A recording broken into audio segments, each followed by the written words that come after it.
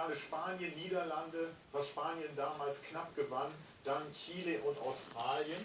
Ja, ich habe Chile einmal gesehen. Das ist wirklich so ein kleiner Geheimfavorit. Jetzt sind wir in der Gruppe von den beiden Finalisten von der letzten Weltmeisterschaft, Spanien und den Niederlanden.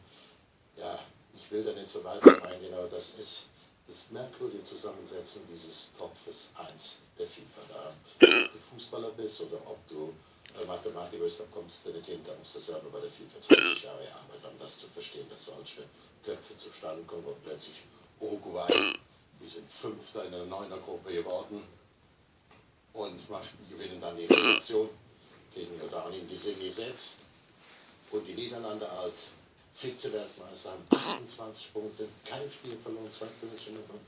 Die erfolgreichste Mannschaft. Ich meine, das Schönste ist... Aber jetzt höre ich gerade, haben wir noch weitere Reaktionen, und die wollen wir uns natürlich anhören. Der Topfavorit für mich ist unter all diesen Gegebenheiten Brasilien, weil Brasilien hat den Confed Cup gewonnen. Brasilien hat mit Angst verloren, vom eigenen Publikum zu spielen. Das ist eine unglaubliche Energie, aber dahinter gibt es ein paar Mannschaften, die sind natürlich auch zu allem in der Lage. Dazu gehören wir auch, aber wir brauchen natürlich ein Top-Level, klar, und keine Verletzungen und so weiter. Und dann müssen wir hart darum kämpfen, wenn wir den Titel gewinnen können. Deutschland ist und bleibt der große Favorit dieser Gruppe.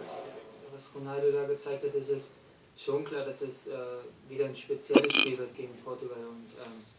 Aber ich glaube, dass die anderen beiden Mannschaften genauso versuchen werden, ja, uns Punkte wegzunehmen. Das eine ist, wir wollen erstmal Schritt für Schritt gehen, das ist klar. Das ist ganz wichtig, man darf da gar nicht zu weit schauen, aber man guckt natürlich auch auf die Auslosung, in welcher Hälfte man war. Man vermeidet Spanien, Brasilien, Italien, England, also das ist schon in dem Sinne positiv, auch von den Orten. Insofern liegt es in unserer Hand. Wir müssen auf unser Spiel achten, das entsprechend gut gestalten. Und dann wird man sehen, wie es im Turnier läuft. Es gibt manchmal auch solche sogenannte Underdogs, wie es die Belgier sein können, die dann einem Turnier sehr unangenehm sind. Da kann man alle freuen sich natürlich, Sie haben es angesprochen, auf dieses große Land, auf dieses leidenschaftliche Land. Sie waren schon über 50 Mal da, Spielertransfers, haben der beste Kontakt.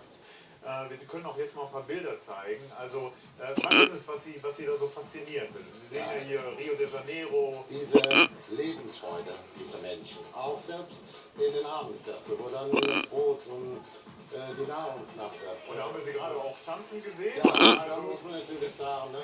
Wenn wir hier halb links, halb